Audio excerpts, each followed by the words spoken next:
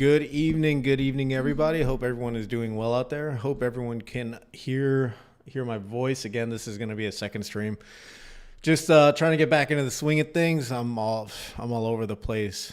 I have like not set up OBS correctly, and it's like all over the place. All right, let's see. What's today's poll? Who will Jerome Powell be removed before, let's see, his term ends? Oh, wait, I gotta make that a poll. Let's see. Jerome Powell.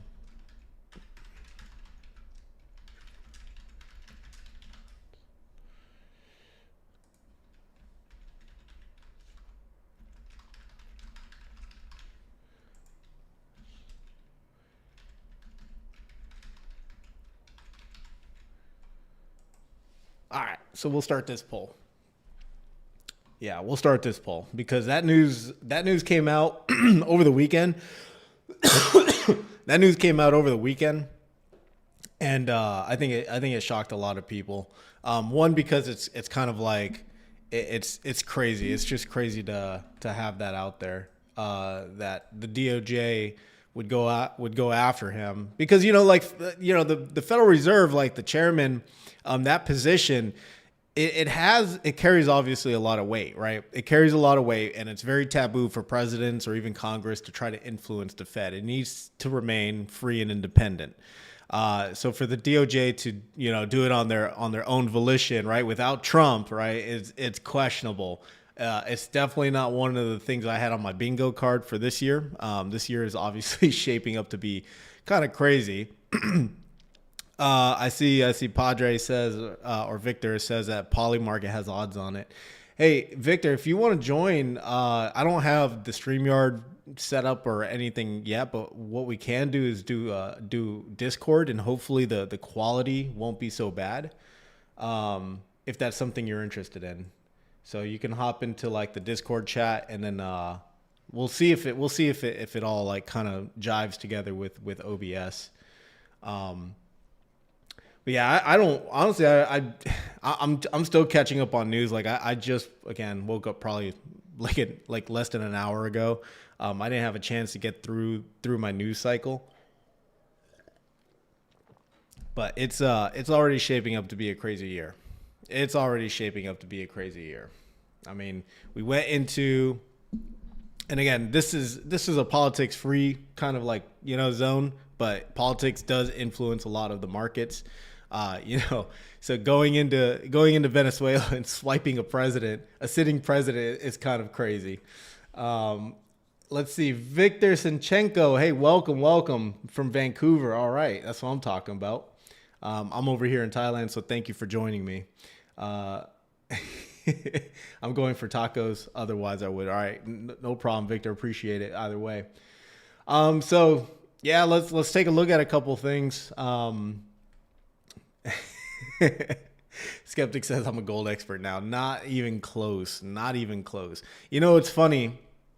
Every time I cover a different, like, bigger topic, the views absolutely get slaughtered. Like 452 views versus 100 or 1,900 or 2.2. Whenever like high yield, whenever the actual videos about high yield, I get way more views.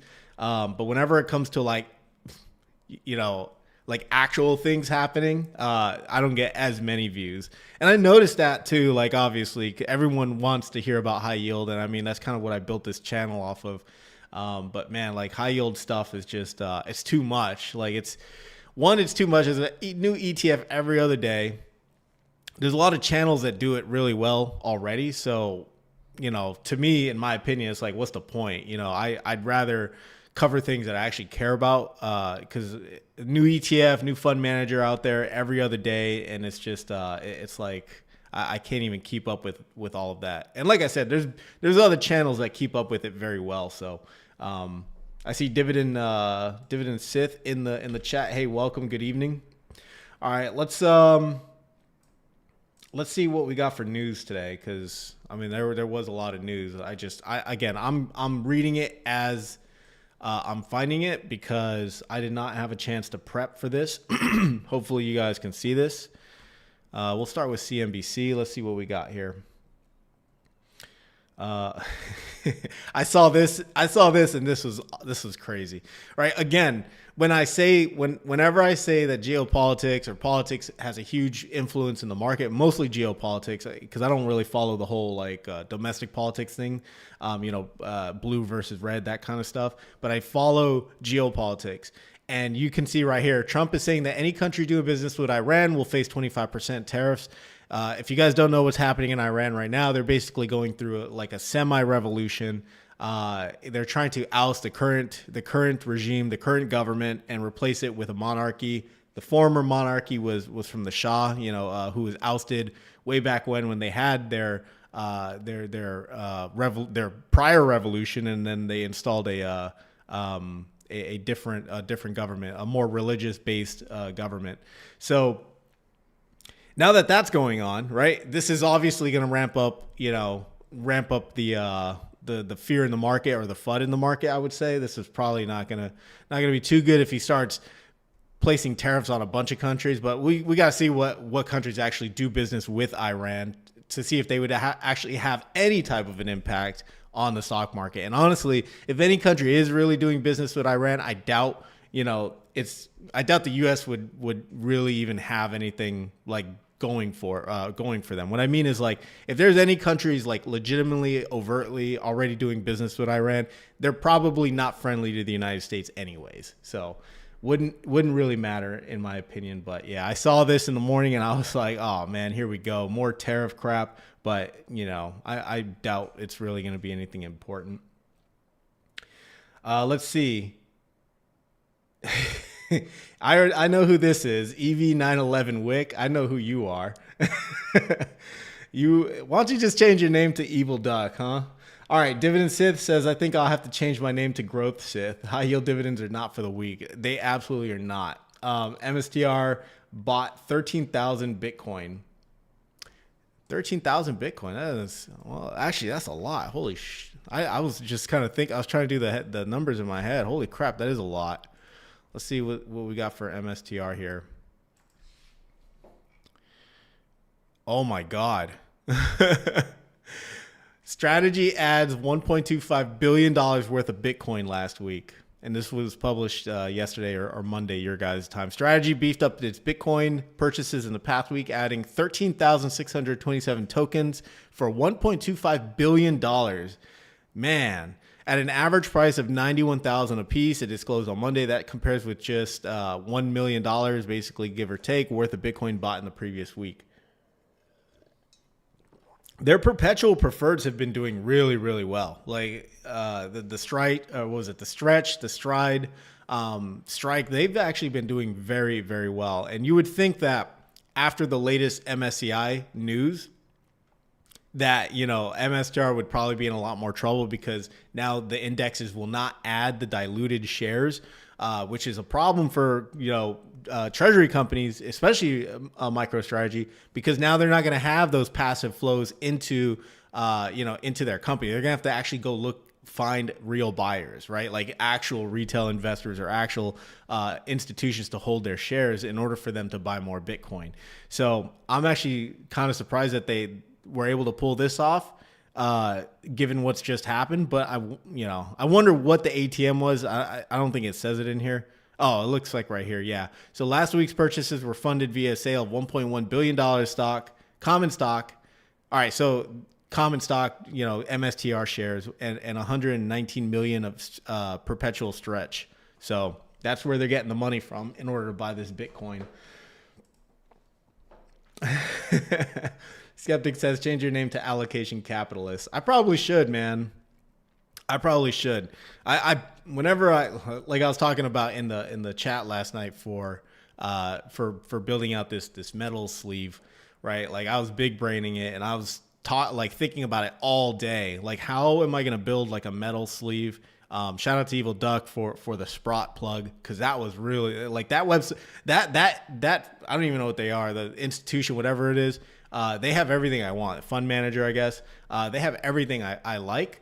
And going down the whole metal route, you know, again, Victor's been talking about this for months, but going down that whole metals route is super interesting. Like, it's just very, very interesting. Let me see if I can pull up a thing for you guys.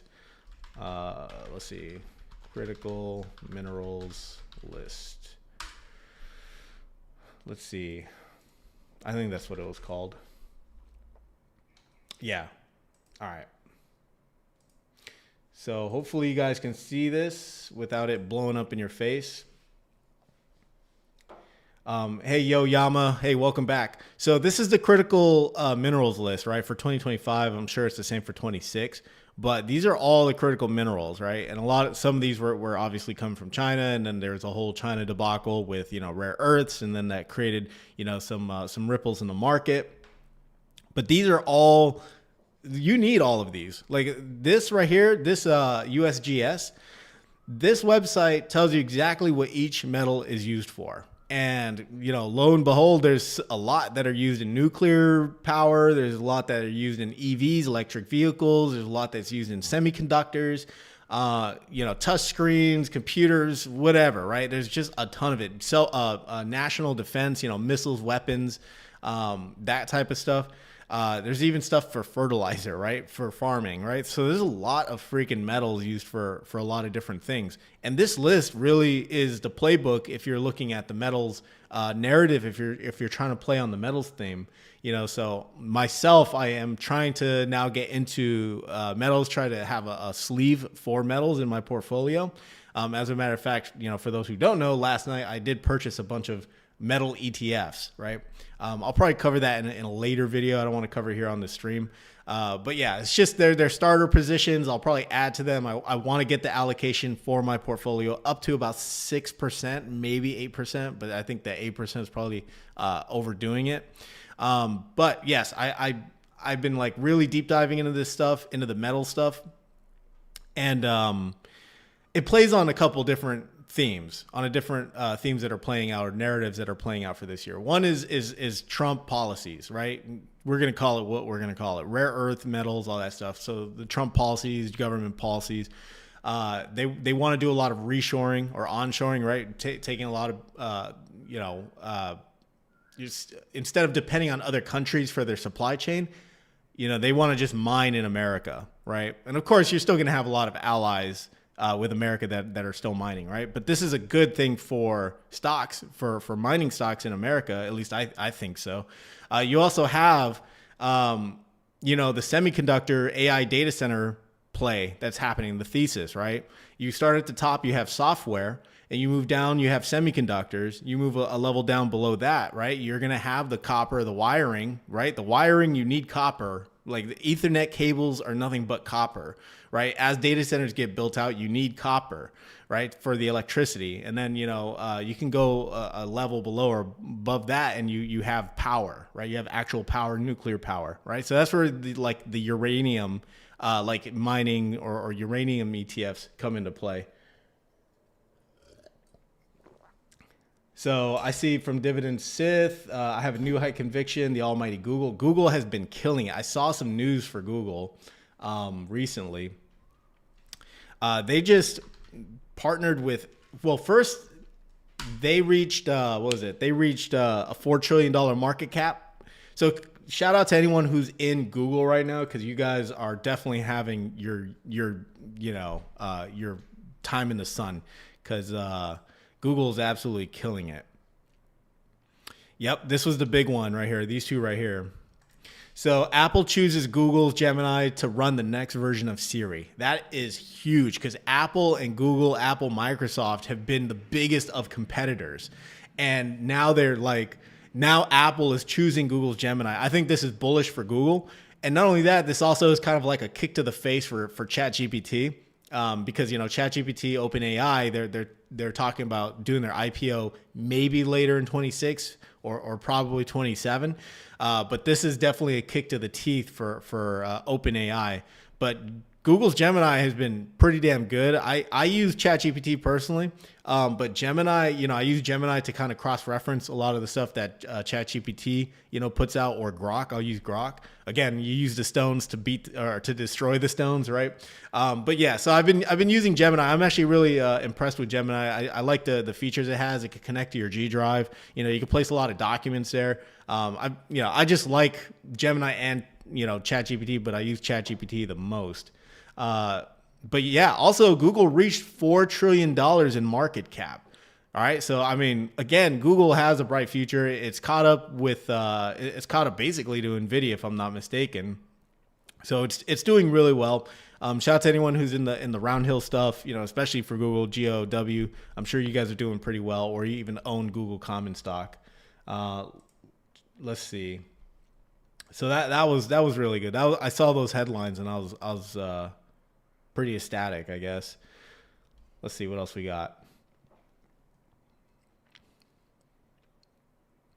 Damn, there was a going back to the whole Powell thing.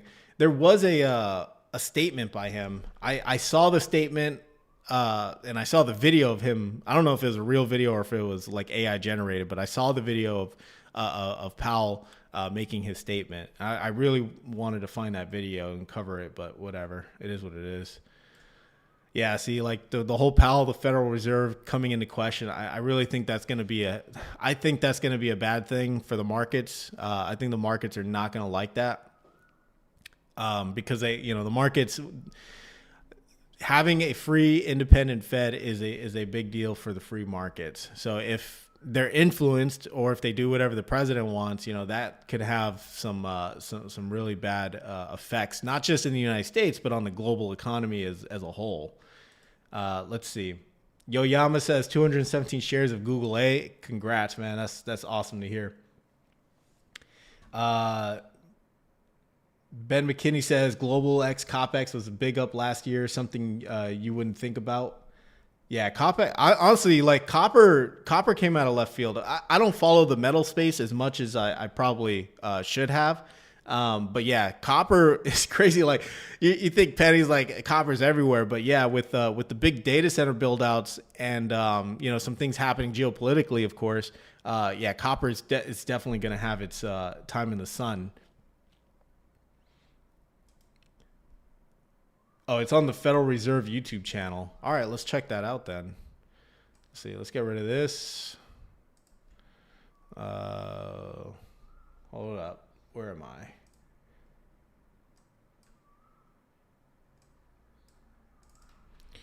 Let's see. YouTube.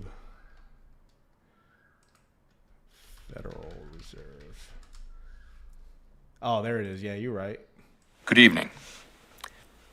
On Friday, the Department of Justice served the Federal Reserve with grand jury subpoenas, threatening a criminal indictment related to my testimony before the Senate Banking Committee last June. That testimony concerned, in part, a multi-year project to renovate historic Federal Reserve office buildings. I have deep respect for the rule of law and for accountability in our democracy. No one, certainly not the chair of the Federal Reserve, is above the law.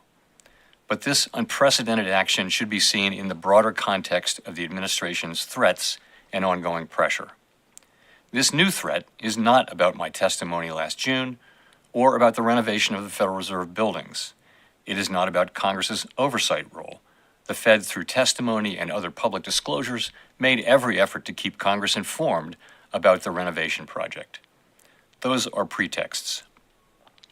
The threat of criminal charges is a consequence of the Federal Reserve setting interest rates based on our best assessment of what will serve the public, rather than following the preferences of the president. This is about whether the Fed will be able to continue to set interest rates based on evidence and economic conditions, or whether instead monetary policy will be directed by political pressure or intimidation. I have served at the Federal Reserve under 4 administrations, Republicans and Democrats alike. In every case, I have carried out my duties without political fear or favor, focused solely on our mandate of price stability and maximum employment. Public service sometimes requires standing firm in the face of threats. I will continue to do the job the Senate confirmed me to do, with integrity and a commitment to serving the American people. Thank you. I mean, hey man, I'm with Powell on this one. Like, I think the administration, and let's be honest, it's in the public, Trump is saying he had nothing to do with it. It was all the DOJ, right? Total bullshit. The DOJ is basically, man, they're in the pockets of Trump, right? Yeah, this is just crazy what's happening. I think Powell has done a great job, to be honest. I mean, all things considered, he helped steer the country through a very tumultuous time. I mean, you're talking COVID, you're talking low interest rates, and in high inflation. The inflation at one point was, I think, almost 10% in the country. I think he, along with the FOMC as a whole, steered the country away from a huge disaster. And yeah, would I have liked low interest rates, being a real estate investor, equities investor, stock market, all that stuff? Yeah, of course. But, doing that, the reasoning, everything he has done or the FOMC, the Federal Reserve has done has been, in my opinion, just very methodical, logical, taking the totality of circumstances whenever they came to their decision. So of course, the United States is $38 trillion in debt. I think we're spending a couple $billion worth of just interest alone every single day. I think it's like $2 or $2.3 billion in interest every single day. Yeah, I could see how the government wants to lower interest rates faster so they could refinance the debt, but again, this is the government just being the government, just a spending problem. And then you had, of course, just recently, and I covered it in my gold debasement video, but now you have the administration adding another $500 billion onto the deficit on top of the OBBB that passed last year that added another $3 trillion onto the deficit or onto the debt, right? So we at the beginning of 25, we had, $31 trillion in debt. And then over the span of a single year, we jumped up $7 or $8 trillion. It's absolutely crazy. We definitely have a spending problem. Wolf says Google has been on a tear the last few weeks. It almost took options out. I'm guessing 2 weeks ago, and I write way out just to get a little extra income. My growth portfolio. Very happy with my 240 shares. Awesome to hear that. Skeptic says Apple bent the knee on AI. That is a fact. Apple just does not, they are so late to the AI game, but it's Apple's thing. Like Apple always says, they don't want to be the first of the market. They want to be the best of the market, right? That's why they have such a diehard fan base. But falling behind, I mean, it's a phone company. How much more innovation can you get from consumer devices, right? Your Apple Watch, your Apple phone. One of their Apple stands sold for like $1,000 just to hold the monitor up. Like they're running, in my opinion, they're running out of ideas. Like it's a company strapped with a lot of cash, and they need to find ways to continuously innovate. So I think them partnering with, Gemini was just a quick way to catch up, right? Just a quicker way to catch up. They put a lot of work into Siri, but I don't think that they have or that they want the capacity to own their own data centers and things like that in order to run, a Siri AI. Instead, they could just kind of outsource it to Google. It's probably a better strategic move long term. Definitely is bullish for Google, so that's always good. G bro, hey, welcome back, man, and thanks, man. Yeah, it's been a while since I've been on live. Yeah, we're just chilling, cutting it up, man. I got really nothing. Like I'm just talking. I'm just talking to talk, I guess. Let's see what else we got for news. All right, Nikkei's doing good. Let's see. I think we already looked around here. Yeah, Oracle's another one. I mean, I don't know if that company's gonna come back. They had some really bad dips, really bad dips. Oh, going back to the metals thing. Yeah, going back to the metals thing. Did I show you guys this? I did show you this. All right, yeah. Let me switch screens here. Yeah, so just going back to the metals thing real quick.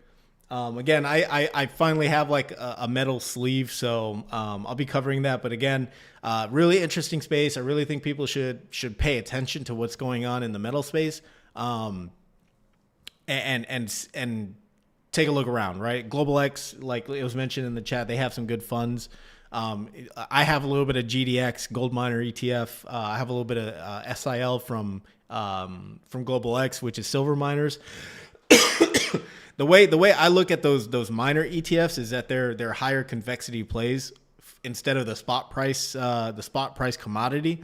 So I'm trying to get away from very volatile, leverage plays in my portfolio, but here I am buying a bunch of miners. So yeah. Let's see. Victor Sinchenko says, have you seen any new Atlas robot from Boston Dynamics? I have not. I have not seen that. It seems like Boston Dynamics is just like falling by the wayside. I mean, I haven't heard much about them or from them. Let's see if we can find something. 1 second. Let's see. Atlas, Boston Dynamics. Oh, okay. All right. Yeah, I've been seeing this in there. And they were at CES. Our newest generation of the robot. We see Atlas as the ultimate tool. We know that it's going to be going into environments and doing tasks alongside people for a long time. And so with Atlas, we just see work changing. And we've designed Atlas to work alongside people and to drop into and out of person-centered environments so that it's a tool. Guys, we had an exclusive opportunity to talk with Boston Dynamics about their new Atlas robot that's blowing up right now. This is our Atlas robot, and one of the things that makes it unique is its head, which both looks different and also has all of the cameras and compute fully integrated. So this is actually a modular head with the sensors and computer on board, has 360-degree sensing, and we're the first humanoid robot to have a certifiable safety system. So we've learned from the autonomous vehicle industry about how you can really reliably detect people and hazards around the robot, and the robot has that built in, because we know that to deploy this for real, you need to get the factory safety officers on board. You need to have a system that's designed for that from the beginning. So we've taken that safety very seriously from the start, and if you look at the legs, this has some passive cooling, and it is also spaced out so you don't have pinch points. This is something that you could actually expect someone to use in the field with minimal training, and to be a tool that they don't need a whole lab to deal with. Elbows can go all the way. The shoulders, I think, have a range of motion up about here. The legs can go almost all the way around. Likewise with the hips, and then the torso and head can both spin around completely. So you can see things even like handles that are built into the torso so that a customer in the field can move the robot easily. The batteries are removable so that the robot can swap its own batteries, and so if you're running the robot in a lab setting, you can swap the batteries yourself and keep continuous uptime. We've got like power, Ethernet, other common ports on the back. The head is also completely self-contained and modular, so you could remove the head, keep it on your desk as a separate computer, do development there, and then put it on the robot if you want. Or as sensors and compute get better, you can upgrade the head and keep the same robot. So if you want to disengage these things when they go rogue, you just have to run behind it and pull the batteries out. That's the way, huh? That's crazy, man. Yeah. I looked at NVIDIA's CES keynote. I didn't get to finish it, but I wanted to watch definitely NVIDIA's CES keynote. Man, jobs are getting replaced, man. Automation is coming. Physical AI is coming. Like Jensen was talking about physical AI. I think he was harping on that during the CES keynote. Physical AI is here. I think the labor market is definitely going to be feeling it. Not just from a like office worker, like like white collar jobs, but eventually it's going to be those warehouses. It's going to be the trucks. It's going to be all these other things. You're going to have a lot of robots. At least I think probably just like walking around taking care of stuff. Yeah, it's coming. We were talking about this last year during the live streams. We're talking about this that this huge automation wave is coming. The Trump administration didn't want to overtly say that this was going to happen, but all that money being sunk into AI all those agreements being made to basically push AI further. The AI companies, the AI thesis, NVIDIA, OpenAI, you had the Stargate project, you had all that stuff. Automation is coming, robotics is coming, and definitely it's going to impact the labor markets. But productivity, this is the big thing. Productivity should increase with artificial intelligence, right? So productivity is good. It's good for the economy, but not so much for the individuals who are getting laid off, unfortunately. So EV911 says, it looks like they copied the Russian robot. Oh my God, I saw that. That was horrible. That was disgusting. Ah, man. Yeah, I saw that one. I was laughing so hard. Like that. And it just like fell forward. It had like this weird looking face. Like it was kind of weird. Let's see what we got for other news. Let's see. Well, looks like this one. New York Fed's Williams signals no rush for another rate cut. Let's see. The last Fed meeting minutes show that there's a lot of dissent amongst the Fed, or the FOMC, the Federal Open Market Committee, for those who don't know. But yes, there was a lot of dissent between these people, and it hasn't been this much dissent or split since 2019. So that was an interesting note. You have one side that wants to continue to lower rates, another side that is in no rush. They want to see what's going to happen, later this year with inflation, with the jobs market, with labor. But yeah, labor in the meeting notes, it did say that they do see that labor is softening, which is, obviously it's bullish for rate cuts, but also not good for the general economy. But again, with the productivity of artificial intelligence, they're stuck between a rock and a hard place. So I can't imagine it's an easy job being working at the Fed. At least it's not the bot from Lost in Space. Yeah, I haven't seen anything from any of the new Lost in Space stuff. I mean, I barely watch TV as it is. Let's see. Speaking of metals, gold, silver surged to record highs on fear of increased Fed interference. Look at that. And metals definitely did have a good day. So let's take a look. Yeah, gold and silver futures jumped to fresh new records after Trump's administration criminal probe into Chair Powell added to concerns about the independence of the Fed, U.S. central bank, while heightened civil unrest in Iran that reportedly has killed hundreds of protests drove safe haven demand for the precious metals. So now you have two things. I really think the debasement trade is it's not only obviously it's real, right? But I think I think that narrative is really starting to play out. It definitely started playing out last year. If you guys remember, the talks of recession, the tariffs were going to create recession, a depression. You had all this FUD about, the broader market. The United States is going to hit stagflation, and metals, gold and silver were just going like crazy. Like gold was going up every single day. Meanwhile, you had Bitcoin and the S&P 500 trading down. So it was gold definitely had a good year last year. There's a lot of price targets from some of the institutions out there. You have, I think, Goldman Sachs or Morgan Stanley, one of them. They have it at like 5,000 an ounce by the end of the year. And then, of course, just watching YouTube, some people are predicting by 2030 it's going to be $10,000 an ounce. So that is absolutely crazy. JVMZ, hey, welcome. I haven't seen your name in quite a bit, so welcome.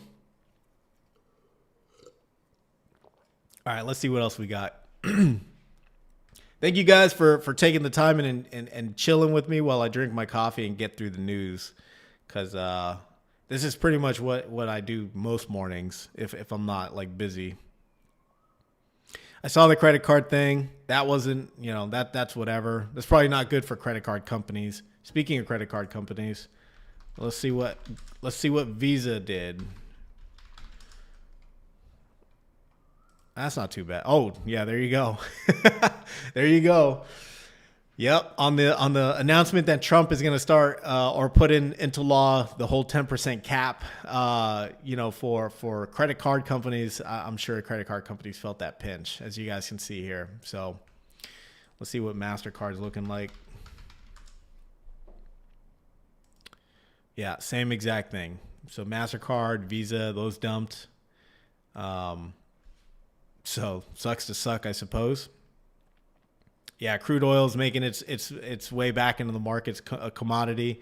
The whole Venezuela thing, like oil companies are going to obviously get involved. There's a lot of news that was out and about, like you have Chevron, Exxon, ConocoPhillips, all these companies, all these oil companies that used to have interests in Venezuela. They're now being poached by the current, by the Trump administration to basically go back in and do a lot of investing, building up the infrastructure, building up the oil not the oil refineries, but the oil infrastructure, I guess, to get them all back up to par, which will be, good for the Venezuelan people. But obviously, I think it's going to be good for these oil companies and obviously for America as a whole. I am of the firm belief that whole thing, it has to do with making sure that China is weakened on all fronts. All right. Already they cut them out of the supply chain. They reduced our reliance on semiconductors. We impacted them by not shipping NVIDIA chips, and we're looking for every single angle that they have, right? Because China, they'll have a bunch of shell companies that will try to buy NVIDIA's, Blackwell series chips, or even in the UAE, the United Arab Emirates, when NVIDIA and the Trump administration all went out there, and they're talking about building all these data centers and all this stuff and purchasing a bunch of chips. There's a lot of Chinese influence over there. And the Trump administration at the time was very cautious about letting NVIDIA sell to the Middle East, because there's a lot of companies there that have ties to China, and they're fearful that they're just going to be sending their chips. So everything is to weaken them, weaken their military, and reduce America's reliance on China, right? So again, I think the whole Venezuela thing, probably in a deeper dive had to do with China, right? You had China that had control, basically, overtly through companies, control the Panama Canal. And that was a big deal last year. I don't even know if that's been resolved. I haven't looked into it, but that was a big deal. They had a Chinese delegation in Venezuela right before they basically went in and did their thing, right? So again, this is going to boost American companies, oil companies specifically. So I think that's what, in my opinion, my thesis, that's what the whole point of Venezuela was. Anything to weaken influence here in this hemisphere or the United States, where, South Central America, to basically push China out, because Russia is busy with Ukraine, so they're not really doing a whole lot.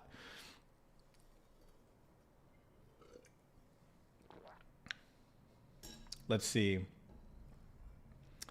Audis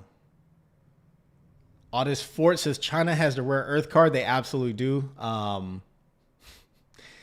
EV911 says Taco Revenge on ExxonMobil over the comments they made. I have not seen that. I'll have to take a look into that. Nice. Super straight guy.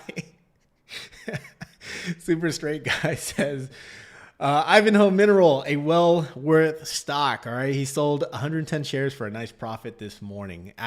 Excellent, man. Hey, congratulations. Hey, man, if you guys are making profits doing your buys and sells, man, congratulations. I like I said yesterday, I think all of us are here to try to get outsized returns.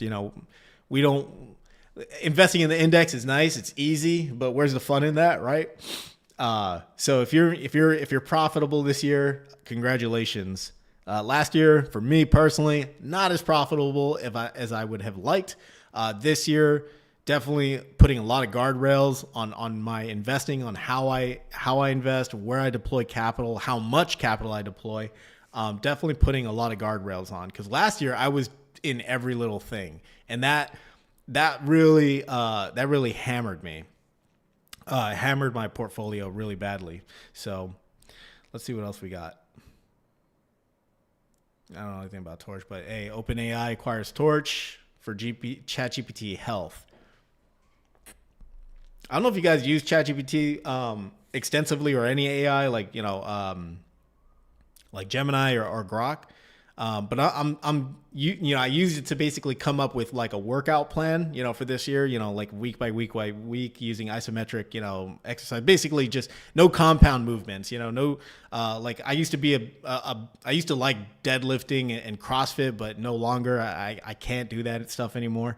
So like just simple, like a bench press, right? Or using a lot of machines, or even like simple exercise. But when you start doing the same things over and over and over, you kind of plateau, right? Like your body, your muscles just kind of plateau. So I was working with ChatGPT to come up with a workout plan that could help me continue without plateauing, I guess, without getting stuck. So it's really helpful. Like AI is crazy, like on how the prompt that you put in and the responses are getting better. Like I remember ChatGPT like 3.0 or something like that, and the responses were very like surface level. But now the responses are getting way better. They're getting a little more in depth, and then they always ask like follow-up questions. Like if you could talk about, I don't know, finance, right? Investing. And it'll say, okay, this is what the S&P 500 is, blah, blah, blah.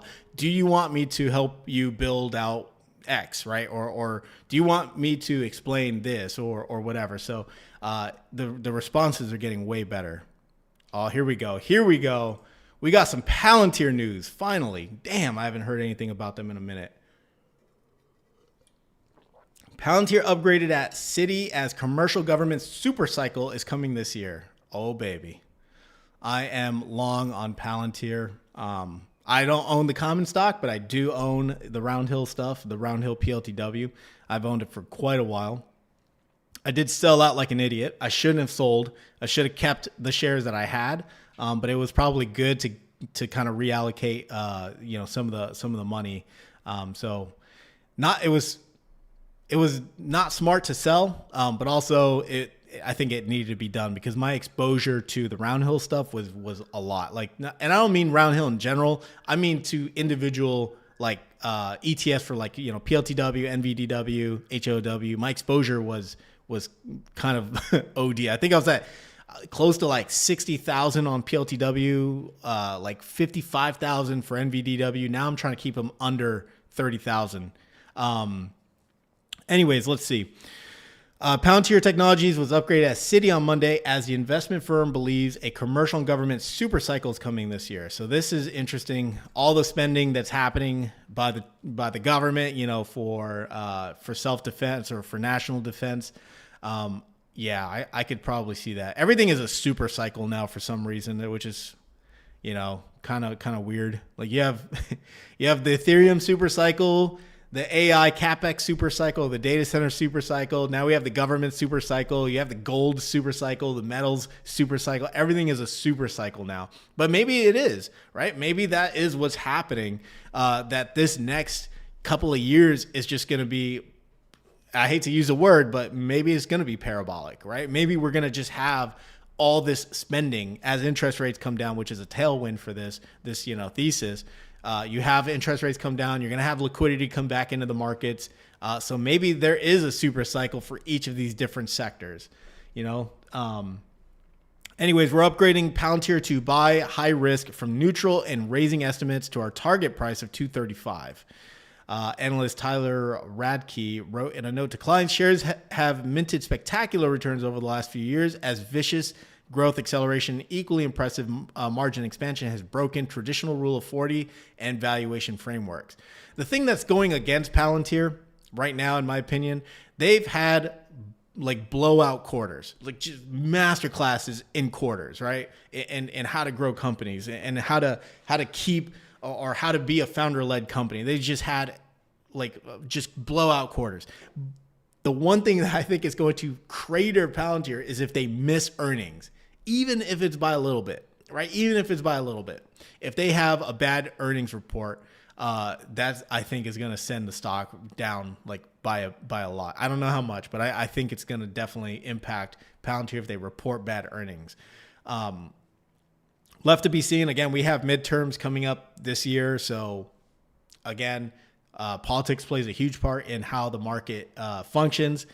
So, because if you have, right now you have a red controlled house, right? Red controlled house, red control Senate and a presidency, right? So defense spending is easy, right, to get passed, or for the most part, right? But if you have any one of those houses that are split, right, that's now blue, that's going to be a problem, right? It's going to be a problem to get anything passed. So that I think would probably be a headwind for like drone stocks or the Palantirs or even the Lockheed Martins, the Raytheons. But those companies are bigger than the government at this point. Let's see. Citizen of the Year says, should I go all in on PLTY? Hey man, yeah, you should. Just throw away those 8 years of investing lessons you learned and just go all in on PLTY. There's been a lot less videos of all in recently. I think people have learned their lessons, the ulties, the mstys, et cetera, et cetera. All right, so here we go. This is driven by our view of ramping defense supercycle and possible tailwinds from lapping 2025 government shutdown and international U.S. ally modernization. Radke, we will closely watch the Golden Dome. I haven't heard that in a minute, but yeah, the Golden Dome and other major defense initiative announcements as potential cycles, potential catalysts through the year. So for those who may not remember, the Golden Dome was essentially the Trump administration's idea of creating this air defense, this air and space defense around the United States. So Israel currently has their Iron Dome. So we want to create the Golden Dome. Everything is the gold with, man, it's funny every time. But anyway, gold, right? Golden Dome, golden era. Yeah, I'm not going to say this other golden thing, but everything is golden when it comes to the Trump administration. So the Golden Dome is basically a very large missile defense system. Palantir was selected as one of the runner-ups to help initiate this. Elon Musk's I forget which company. I don't think it's Tesla. It might be whatever their rocket company is or their satellite company is. I think they're also going to be playing a part. So I guess you could count this as Tesla. And you have a couple other companies that are going to be a part of this. So obviously, probably an AI company of some sort. But yeah, that is interesting. Golden Dome is we're waiting on that, more news from that. I haven't heard anything from that, but that'll probably be something that comes about in 2026.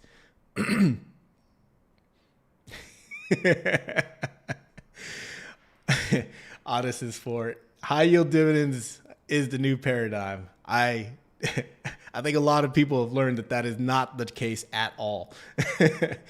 Citizen of the Year says the passport bros in trouble. All passport bros are in trouble, man. Super straight guys. So is Trump's hairpiece. Yeah, golden. Yeah, Otis is for you. You said it. I'm not gonna say it on stream. I'm not trying to get banned here, but yeah, you said it in the chat. Yes, golden dome. Golden era and golden something else. I'm not going to even put it in. Let's see what the vote is for the poll we had. So will Jerome Powell be removed before his term ends? Yes, he'll be removed quick, says 25% of you. And no, don't count on it, 75%. And I'm going to honestly have to go with the 75% on this one. I don't think that Powell will be removed because he has honestly done nothing wrong. He seems like a straight shooter. He's probably one of the most honest, straightforward people in government, at least just based on what I've seen, my observations. That's kind of rare. I mean, everyone's usually self-interested. You have a lot of our own congressmen that are insider trading. You have Nancy Pelosi, who's the best trader in the world. Perfect record, never lost. So yeah, when it comes to like a government official, I think Powell has honestly done very well, all things considered. But not only that, like, I mean, he was supposed to go down. He may even still go down. He was supposed to go down as one of the best Fed chairs in U.S. history, right?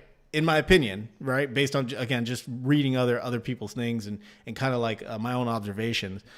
But yeah, this was going to be his legacy, was steering the country through a pandemic, through high inflation, and then till now, right? Obviously, a lot of that's going to get thrown probably out the window. You know, what's the saying? The victors write history, right? So depending on how they write history, they might write them as like a defiant Fed, that didn't cave or didn't, that was putting his political beliefs ahead of the country, blah, blah, blah, right? But I think personally that he did a great job. So we'll see. But yeah, we'll end that poll. So we'll see if he gets removed from this, from his position. So Skeptic says, market up or down tomorrow? I have not a clue. I am not sure. I haven't seen what the pre-markets look like. Oh my God, Oz is for it. You failed to suspend the belief. You failed to suspend the belief. That's Citizen of the Year's favorite quote. All right, let's see what else we got. So we got Palantir being upgraded. We have now we have a government defense spending super cycle. So that's new. That's interesting. NVIDIA, of course, they're always in the news. So I'm happy to see NVIDIA doing well, but the stock price has not really reflected all the big things that they have going on. They're from what I saw at CES, I mean, like NVIDIA, they're doing everything right? They're doing everything right, but I get like maybe their valuation, like people are saying, is it going to go from a $4 trillion company to like, a 5 or 6 or even an 8, like $1 trillion company? Who knows? But I think NVIDIA has been doing everything right. They are the centerpiece when it comes to this AI thesis, when it comes to the AI, CapEx data center spend story. They're at the center of all of it. And you have AMD again. That they have their own like specialty products. You have Google with their TPUs, but NVIDIA's new chip, I forget what it's called. Damn it, I forget what the new chip is called. They're releasing it. It's I think they said it's like 5 times more powerful than their Blackwell series. Don't quote me on that, but I know that their new chip that they're coming out with it's way. I don't even know how to say it. Like, it is better than Blackwell. Obviously, it puts Google's TPUs to shame, and AMD can't catch up to this one. Like, it'll take AMD some time. Now, AMD, great hardware company. I'm not saying that they're bad or anything. Great hardware company. AMD chips, fantastic. But that's what they are. They're a hardware company. Whereas NVIDIA is building out a complete ecosystem, a platform. So that's why I'm bullish on NVIDIA, is because of what they're building. They're involved in so much. Jensen has said that they're oh my God, I'm blanking out here. Their CUDA library is their gift, right? Is their gift to the world. The CUDA library basically includes everything from self-driving cars, logistics, health sciences, physics. It includes everything that could be used to develop artificial intelligence. Right, and it works with their GPUs. It works with their hardware. So again, they're becoming a platform. Their business plan, the way they're going, their direction is far different than that of AMD, and far different than that of Google. Like, when Google announced they're going to be selling TPUs or leasing TPUs to OpenAI, NVIDIA dropped. But Google's own TPU engineer came out and said, like, people don't understand demand. Like, their companies are not lining up to buy Google's TPUs, right? They're lining up to buy NVIDIA or AMD. They're not lining up to buy Google's TPUs. And not only that, Google's TPU sleeve in their whole business model is very, very small. And they use the TPUs for a lot of their own niche products, because they're specialty chips. They do 1 or 2 things very, very well. Whereas NVIDIA is a very like broad, generalized AI chip. So reading that engineer's comments and seeing the slew of news saying, oh, NVIDIA is done for, again, just the media is going to do everything they can to get you to sell NVIDIA shares, right? Everything, right? They're going to do everything they can to just get you to sell out of NVIDIA. Meanwhile, the bigger players, the smarter players are going in and just scooping up all those shares. I saw this. This is now available on Robinhood. Crypto started BitGo files to raise up to 201 million in IPO. So this is now on Robinhood. I don't even know what they are. So it's a crypto wallet and custody firm. All right. So yeah, I don't even really care about this. All right. From the chat, Citizen here says update on Thailand versus Cambodia. I think right now they're at a stalemate. They're going through negotiations. There's a ceasefire in place. I mean, honestly, Cambodia doesn't want the smoke. Thailand went in, took a bunch of territory at the border. That's as far as they went. They just wanted to basically go in, remove a lot of the harassment that the Cambodian military was doing. Thailand's military is not only technologically more advanced than Cambodia, they have the manpower, they have the training, right? They're Western aligned. Every year, the U.S. Navy does a big event with them. I forget what it's called, but they basically do a big training event with the Thailand military. So, I mean, Cambodia, they're fighting over basically this border, right, and what belongs where. And after Trump had put in this peace agreement, Trump did that.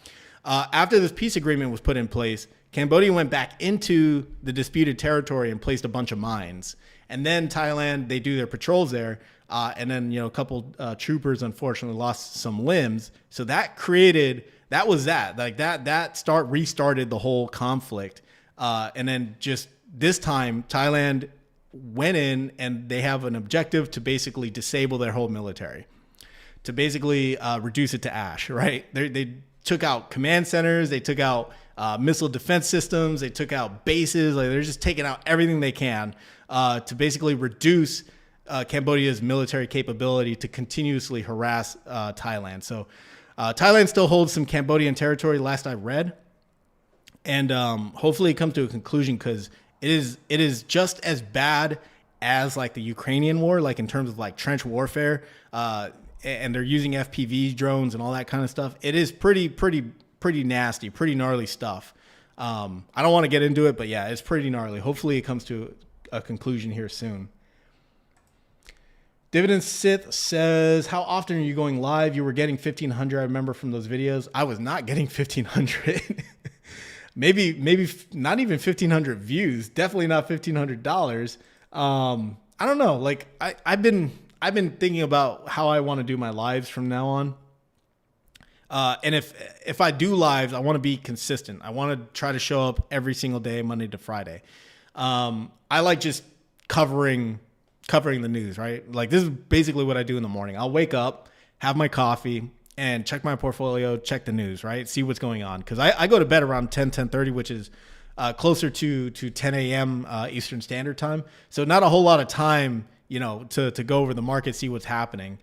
So this year I want to try to dial in on the lives. I might even scale back on some of the videos. Cause I mean, like, man, guys, I'm telling you, like, talking about high yield ETFs every other day, it's kind of a drag. I mean, every other day it's a new video. This ETF compared with this ETF, or this ETF is, the new flavor of the month, right? All in, right? Like, it's draining. Mentally, it's draining. Like, I can't stand a lot of these videos. Not saying that the content is bad. I'm not saying that. I'm not saying the creators are bad. What I'm saying is, just for me personally, it's not something I'm like super interested in anymore. There's some interesting things happening in the space for sure, like the high yield space.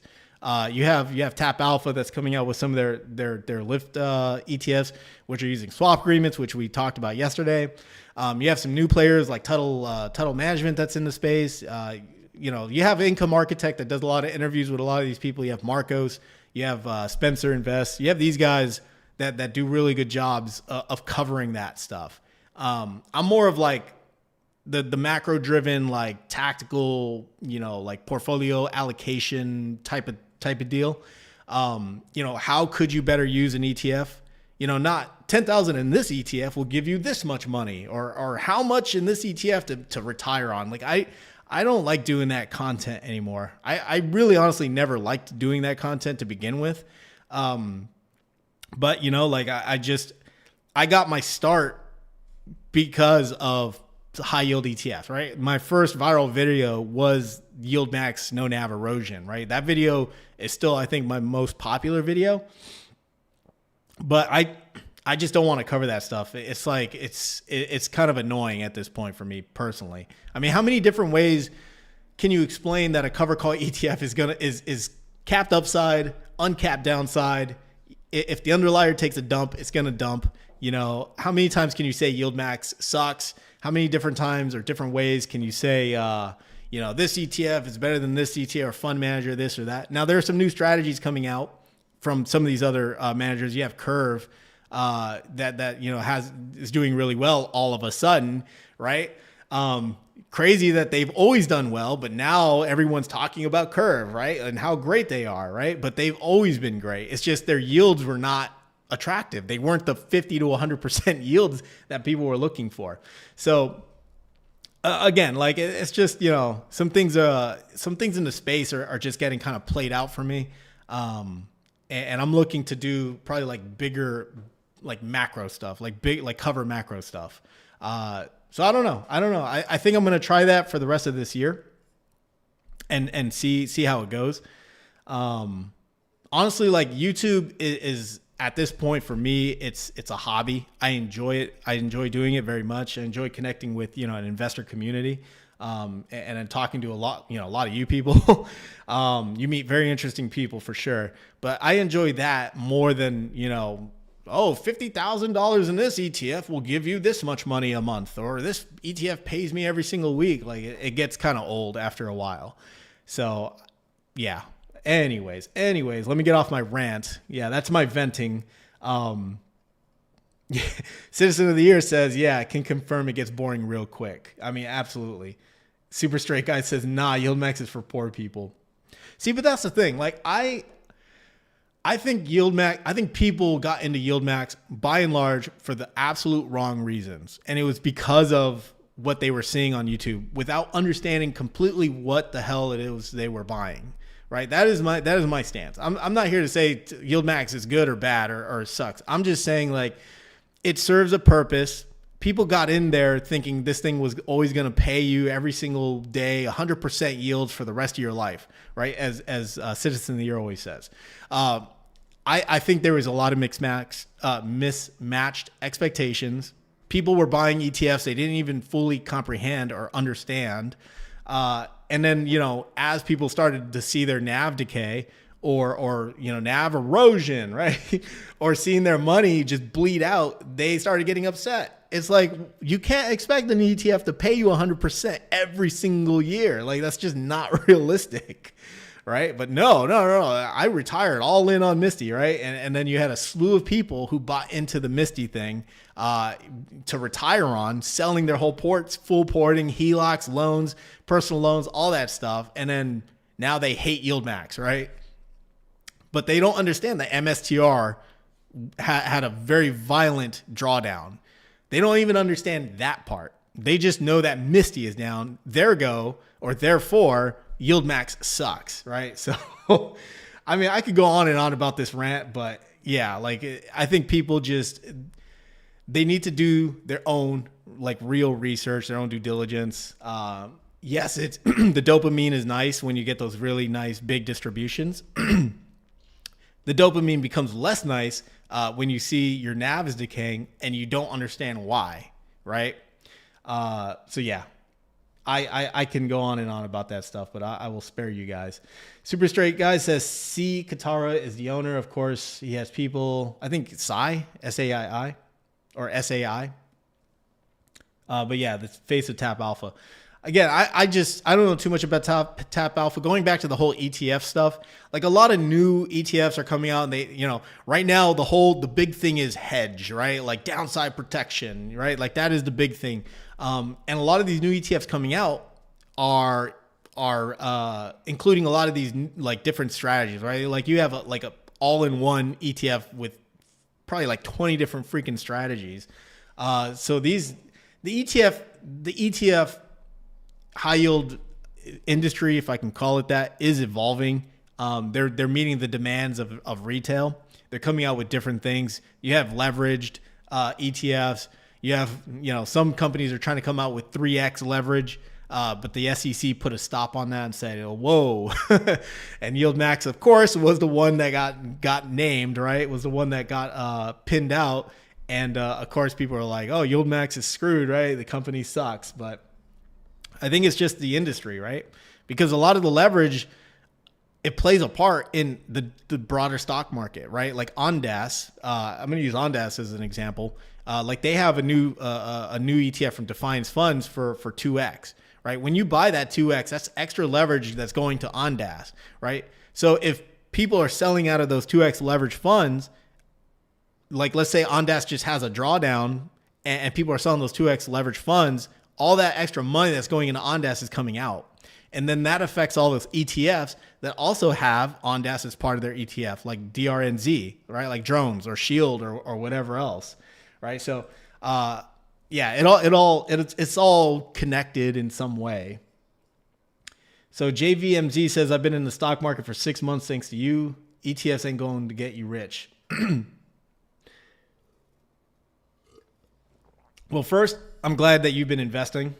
I can pin that on the wall. Like, I'm glad people are investing, right? Like that was the whole start of this channel, was to at least get people started investing, right? Because with inflation, with all the crazy crap, the government spending, the debasement trade, everything that's happening, the people who are going to suffer the most are the people who don't have assets, the people who don't invest in equities, the people who don't have things that go up in value, right? So to at least see that, and thank you, JVMZ, to at least see that means a lot, because it means, this channel was able to help somebody, right?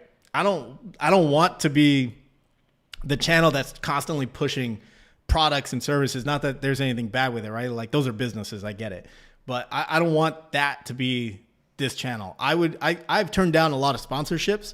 I've turned away a lot of whatever, not sponsorships, where you like mention someone or something like that.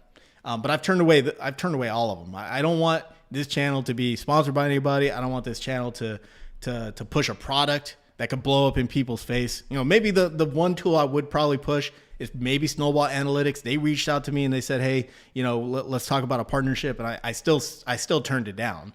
Not because Snowball Analytics is bad by any means. It's just, I don't want to take that money. I'd rather not. I want to be able to talk about what I want to be able to talk about. I want to do what I want to do, and you're going to see me doing what I want to do. Let's see. Skeptic says yieldmax advertised in a misleading way. That's a fact. Fast forward, and here we are. Retail trading has blown up. I give yieldmax some credit for that. That is true. I also agree. Their marketing was crazy. They knew exactly where to hit. They knew exactly who to talk to, how to get involved, and they have, like, again, there's a community. You have the high yield dividend warriors. You had a whole community based around fund manager, the fund manager yieldmax, right? And it's the same for a lot of things. You have like the Palantir community. You have like the Tesla community. You have like these fund managers, these stocks that are like, that's the thing for YouTube, Reddit, and for X. It's like they're building communities around these stocks, right? So, I mean, that's like infinite leverage for a lot of these owners, a lot of these business owners, fund managers, and things of that sort. So yeah, I think that's really interesting. Odyssey 4 said they sold their real estate, boat, motorcycle, and put their red envelope money in the yieldmax. Their red envelope. Oh, that is funny. I'm starting to think WPay is a disowned child of yieldmax. No, hell no. Definitely not. WPay, again, mismatched expectations. I thought it was going to be a different way, but I mean, a sharp downturn or drawdown will do that to a leveraged ETF full of leveraged ETFs. So yeah, it is what it is.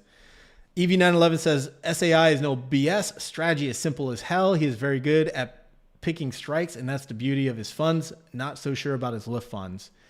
So his lift funds, they're just going to be doing what Roundhill does, right? They're going to be using TRS, total return swaps. So they're basically going to just be giving you back the gains of the underlier TSPY or TDAC. So that's interesting. I want to see how that's going to turn out. I definitely want to see how that's going to turn out. Yeah, Citizen of the Year says collabs. That's it right there. Collaborations. WP is what happens when a good ETF gets bogged down by equal weight. That is true. I thought the equal weighting was going to be a good thing. Apparently it's not. Especially when you have, dogs like MSTR and Coinbase that are just dragging it down. The rest of the holdings I'm fine with, and I'm fine with holding WPay, obviously because I hold MSTW, but I'm fine with holding WPay. I mean, the distributions are still pretty decent. MSTR, I'm still bullish on MSTR. I know it's like one of the most unloved redheaded stepchildren in the batch, but I'm still bullish on MSTR. I still think that stock will have its day. I mean, it's directly tied to Bitcoin, more or less. And I mean, if you look back on crypto and just the many different narratives out there, Bitcoin crypto always has these violent drawdowns and then these crazy swings to the upside. It's just what happens. Will that happen this time? Is this time different? I don't know. Definitely that MSCI thing plays a part, for not adding any more diluted shares for MSTR. But I think MSTR is going to have its day again. I don't know when. I don't know how high the stock is going to go. There's a lot of analysts that have it as a buy on Wall Street. We'll take a quick look, and then I'm going to end this stream here in a few seconds or a few minutes. Let's see. Ratings. So MSTR still has strong buy by 11 Wall Street analysts, right? And this guy has always had it as a sell. I know there was one sell and maybe he moved it to hold, but you have like Wall Street analysts that are saying this is a strong buy, and they're putting out price targets of like 450, 425, 475. So I think there's a lot of upside if you were to get it now. I'm not saying that as financial advice, of course. I just bought it the wrong time. It is what it is. But right here, you guys can see here are some of the price targets. $705 for common stock MSTR, $489, or a low of $229. $229 is probably where we're going to chop around for a while until liquidity re-enters back into the market, right? Until we get like a more liquid market. At least that's my thesis for now for MSTR. So every time people are like, "Oh, MSTW sucks. MSTR is bad." I think people just they're very short-sighted in my opinion. Like they didn't understand why they bought into an MSTW, right, or a msty, and second, they don't even know what MSTR is. They just know ETF pay a lot, right? ETF pay a lot, right? High yield. But if you understand what the heck the common stock is doing and what's going on for the company, then that changes your mind, right? That changes your mindset. Of course, you can still be bearish on MSTR. I'm not saying Saylor's a saint. There's some bear cases out there saying it's a Ponzi scheme, he's a con artist, et cetera, et cetera. I've heard it all. It still hasn't deterred me from holding MSTR or MSTW. Cody says, you just need to believe. Yeah. You just need to believe. Nav erosion. All right, guys. I think that's going to do it for me. I got to get myself to the gym. All right. I'm trying to start this new year off on the right foot. I appreciate you guys hopping on and cutting it up with me. All right. Letting me get through my coffee and we cover some news, cover a little bit of everything. I think I'm going to try to do another live tomorrow. So if you guys can join me, always appreciated. And with that being said, guys, I will see you in the next stream, in the next video. You guys have a good one. Have a good night wherever you are in the world. Take care.